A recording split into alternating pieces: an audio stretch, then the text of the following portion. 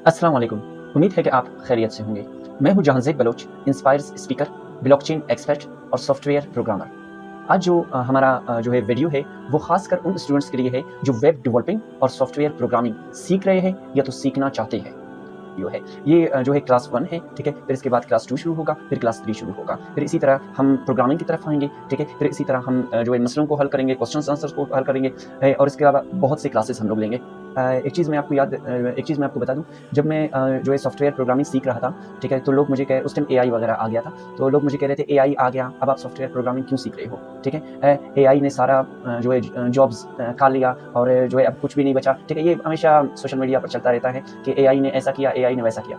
जब मैंने प्रोग्रामिंग किया, जब मैंने सॉफ्टवेयर जो है वेब डेवलपिंग किया, ठीक है? सॉफ्टवेयर को समझा, कोडिंग वगैरह किया, फिर मुझे समझ आ गया भाई ये एआई की बस की बात नहीं है, ठीक है? एक चीज़ मैं आपको बता दूँ, बिल्कुल एआई ने हमारा काम आसान कर दिया है, मैं ये मानता हूँ। लेकिन ये बात आप याद रखना, एआई वो प्रोफेशनल काम नहीं कर सकता जो एक वेब डेवलपर या सॉफ्टवेयर प्रोग्रामर करता है, ठीक है? सॉफ्टवेयर प्रोग्रामर की बिल्कुल मैं कहता हूँ 1% भी एआई नहीं आ सकता, जितना भी बड़ा एआई हो, जितना भी बड़ा एआई हो, सही? जो है हाँ, छोटा-मोटा जो जॉब वगैरह होते हैं, वो उन्होंने खा लिया, ठीक है? जैसे कि जो है पिक्चर बनाना, फ़ोटोग्राफ़ी करना या कुछ जो है आपने पिक्चर भेज दिया भाई इस पे आप कुछ लिख लो, ठीक है? जैसे कि आपने जो है अपना नाम भेज दिया, इसका लोगो बना दो, ठीक है? वो थोड़ा बहुत जो है एआई ने छीन लिया, लेकिन ये नामुमकिन है कि सॉफ्टवेयर प्रोग्रामर को एआई छीन सके। छोटा-मोटा वेबसाइट तो बना देगा वो, ठीक है? लेकिन जो प्रोफ़ेशनल कोडिंग है, वो कभी भी नहीं बना पाएगा। मैं आपको चैलेंज करता हूँ, अभी आप किसी भी एआई के पास जाओ, उन्हें बोलो आप व्हाट्सएप जैसा सॉफ्टवेयर बना के दिखाओ। उन्हें बोले फेसबुक जैसा सॉफ्टवेयर बना के दिखाए, उन्हें बोले गूगल जैसा सॉफ्टवेयर बना के दिखाए, उन्हें बोले एमएस वर्ड जैसा सॉफ्टवेयर बना कर दिखाए, उन्हें बोले एक जो है वीडियो एडिटिंग जैसा एडिटिंग के लिए एक सॉफ्टवेयर बना कर दिखाए, उन्हें बोले पिक्चर एडिटिंग के लिए सॉफ्टवेयर बना के दिखाए। फिर मैं पूछता हूँ कि ये एआई है क्या? ठीक है? इसी सॉफ्टवेयर प्रोग्रामर ने एआई को बनाया है। एआई ने सॉफ्टवेयर प्रोग्रामर को नहीं बनाया है। सही? बिल्कुल आपका थोड़ा बहुत मदद कर सकता है, लेकिन ये आप भूल जाओ कि आपको आसान तरीके से कोई सॉफ्टवेयर बना के देगा या वेबसाइट बना के देगा। छोटा-मोटा वो रंग-रोगन करके दे देगा आपको, ठीक है? तो आपको ये सीखना होगा। अब जो है कुछ क्वेश्चंस और आंसर्स के आपने ख्याल रखने हैं, ठीक है? वो क्या आपने देखो सॉफ्टवेयर प्रोग्रामर बड़ा वो नहीं होता, ठीक है? जो है सिर्फ वेबसाइट बना कर दे, ठीक है? बल्कि जो है या सॉफ्टवेयर बना कर दे या कोडिंग करके दे, ठीक है? ये इतना खास नहीं है, वो एआई भी कर लेता है, सही? सॉफ्टवेयर प्रोग्रामर बड़ा वो है जो किसी भी वक़्त, किसी भी लम्हे पर कोई भी सवाल का जवाब दे पाए, ठीक है? और उसके सॉफ्टवेयर में, उसके कोडिंग में या उसके वेबसाइट में एरर आ जाए और इस एरर को कंप्लीट करके दे, बड़ा सॉफ्टवेयर प्रोग्रामर वो है। ये बात आपने याद रखना है। अब आते हैं जो है क्वेश्चन आंसर्स की तरफ। देखो आज आपसे फ़र्ज़ करें आप एक वेब डेवलपर बन गए, सॉफ्टवेयर प्रोग्रामर बन गए, आपसे किसी ने आपके कस्टमर ने पूछा, भाई वेबसाइट क्या होता है? और वेबसाइट के फ़ायदे क्या हैं? तो जो छोटा-मोटा सॉफ्टवेयर प्रोग्रामर है, जो बिगिनर है, ठीक है? वो कहता है आपको ऑनलाइन सर्च किया जाएगा, आपका नाम और आप गूगल पे आ जाओगे और आपके बारे में वो जान पाएगा। ये प्रोफेशनलिटी नहीं है, रट्टे लगा के आ गए उसको भी पता चल जाएगा, ठीक है? तो आपने कहना है जो है एक वेबसाइट एक ऑनलाइन किताब है, वेबसाइट एक ऑनलाइन किताब है, ठीक है? जिसमें आपके बारे में इन्फॉर्मेशन होती है, आपके बारे में या तो आपके काम के बारे में कि आप क्या काम कर रहे हैं, ठीक है? या तो आपके शॉपिंग सेंटर या आपके स्कूल या आपके कारोबार के बारे में इन्फॉर्मेशन होती है कि आप कर क्या रहे हैं, ठीक है? अब इसके फ़ायदे क्या हैं? फ़ायदे ये है कि पूरी दुनिया से कोई भी बंदा किसी भी वक़्त अपना मोबाइल उठा के आपके बारे में या आपके कारोबार के बारे में जान सकता है, ठीक है? तो जो है आसानी से आपके कारोबार तक पहुँच सकता है। इसके ये फ़ायदे हैं, ठीक है? बहुत से लोगों को मैंने देखा है वो कहता है जो इधरास की वेबसाइट से मैंने ये मंगवाया। वेबसाइट से कुछ मंगवाया ही नहीं जाता, ठीक है? वेबसाइट से कुछ भी नहीं, वेबसाइट एक किताब है, सही? जिस चीज़ से आप मंगवा रहे हो वो एक स्टोर है, ठीक है? ऑनलाइन स्टोर इसको कहा जाता है, सही है? तो ऑनलाइन स्टोर अगर आप अपने कस्टमर को बना के दोगे फिर आप कहोगे कि आपका 24 घंटे स्टोर ऑनलाइन रहता है, सही? तो आ गए हम अपनी स्क्रीन के ऊपर। यहाँ पर हम कुछ क्वेश्चन आंसर्स करेंगे, ठीक है? ताकि आपको अच्छी तरह समझ आ सके और इसके अलावा ये नोट्स भी आपको मिल सकते हैं, ठीक है? आप मुझसे व्हाट्सएप पे कॉन्टैक्ट कर लें या तो मेरे वेबसाइट पे जाके विजिट कर लें, वहाँ पे भी आपको नोट्स अगर चाहिए तो ये नोट्स मिल जाएंगे आपको। ये फुल फ्री नोट्स है, कोई इसके चार्जेस वगैरह नहीं है, तो आप व्हाट्सएप पे कॉन्टैक्ट करके मुझसे नोट हासिल कर सकते हो और इसके अलावा वेबसाइट के ऊपर भी विजिट कर सकते हो। तो आते हैं हम अपनी क्लास के ऊपर, ठीक है? What is website? वेबसाइट क्या है? A website is a online book. Website क्या है? एक ऑनलाइन किताब है ऑन द इंटरनेट। किसके ऊपर? इंटरनेट के ऊपर। Sharing information about you, your work, school, shop और बिजनेस वाले से। इट ओपन्स, ये हमेशा खुला रहता है 24 आवर्स, 24 घंटे के लिए, ऑन एनी डिवाइस, किसी भी डिवाइस पर, ठीक है? फॉर ग्लोबल एक्सेस, पूरी दुनिया के लिए, सही? तो वेबसाइट एक ऑनलाइन किताब है जो कि पूरी दुनिया के लिए ऑनलाइन रहता है, सही? कोई भी बंदा किसी के बारे में इंफॉर्मेशन हासिल कर सकता है जिसका वेबसाइट बना होता है।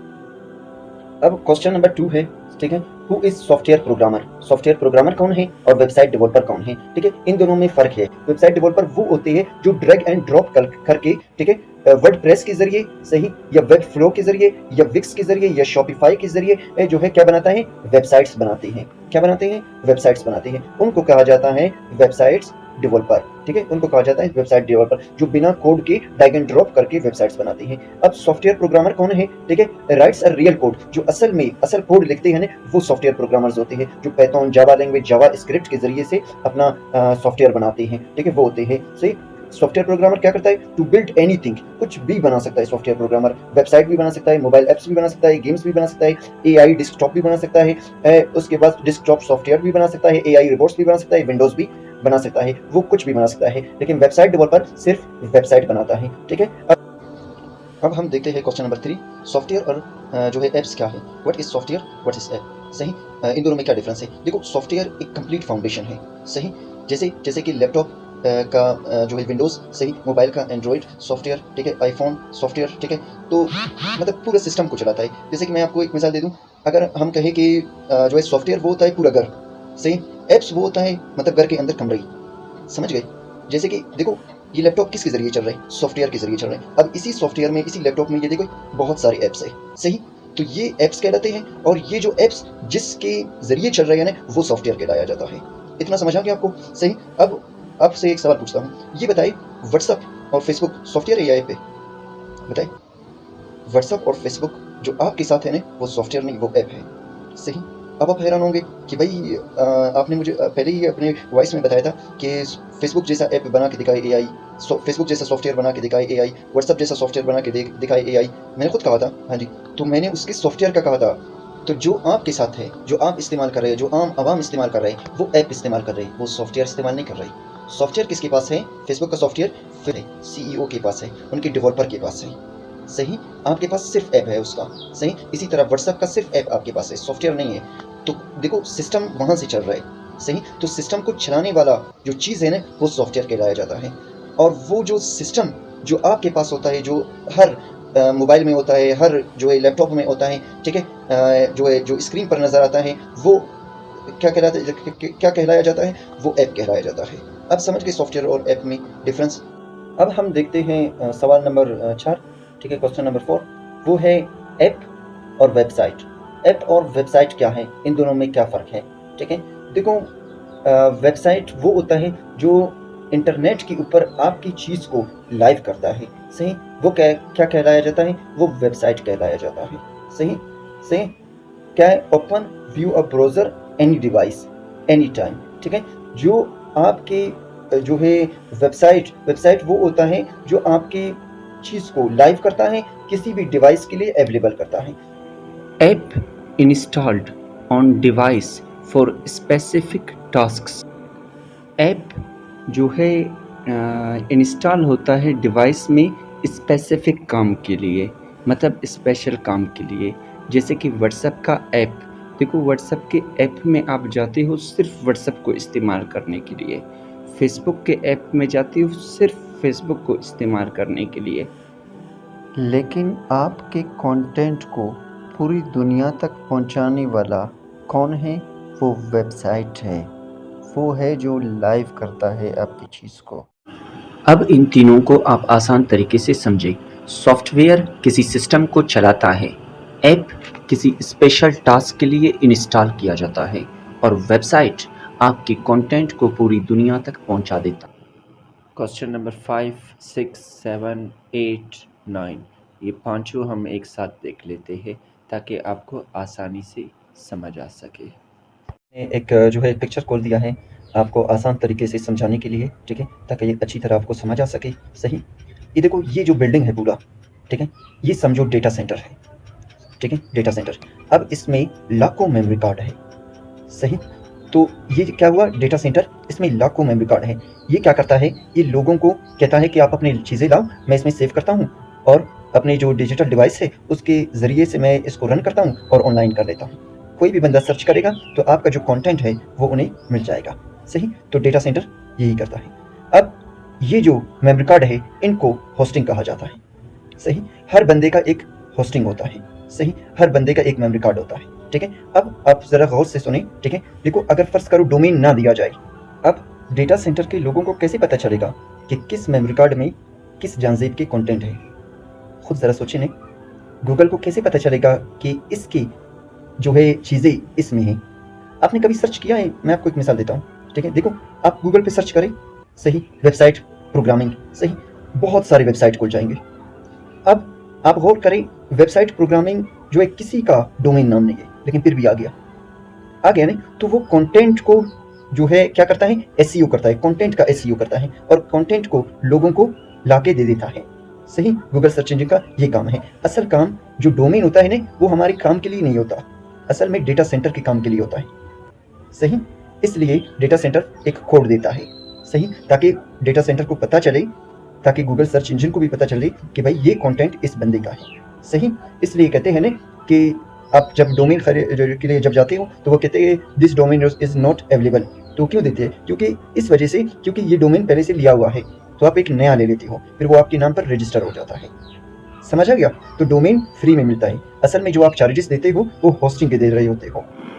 डोमेन आपका फ्री होता है। अब डेटा स्टोरेज जो है आपका मतलब फ़ोल्डर, जिसमें आपके पिक्चर्स वगैरह होती है, जिसमें आपके वीडियोस होते हैं, जिसमें आपके कंटेंट वगैरह होते हैं, जिसमें आपके डॉक्यूमेंट्स वगैरह होते हैं, वो सब जो लोगों को दिखता है, ठीक है, जो पूरे पब्लिक को दिखता है, वो डेटा स्टोरेज में होता है, ठीक है।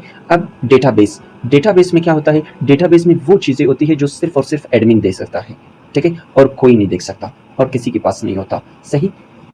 मतलब आपके नोटिफिकेशंस वगैरह, आपके मैसेजेस वगैरह, या तो आपने एक एप्लीकेशन फॉर्म बनाया, अब जो लोग एप्लीकेशन फॉर्म को भर रहे हैं वो सारा डेटा कहाँ पे सेव होगा? डेटाबेस में सेव होगा और कहीं पर भी सेव नहीं होगा। जो चीज़ पब्लिक को पूरी दिखती है वो डेटा स्टोरेज में सेव होता है, जो चीज़ सिर्फ एडमिन देख सकता है वो चीज़ डेटाबेस में सेव होती है। अब आपने समझना है कि बेंटोथ क्या होता है। देखो, बेंटोथ आपकी वेबसाइट का जो है दरवाज़ा है।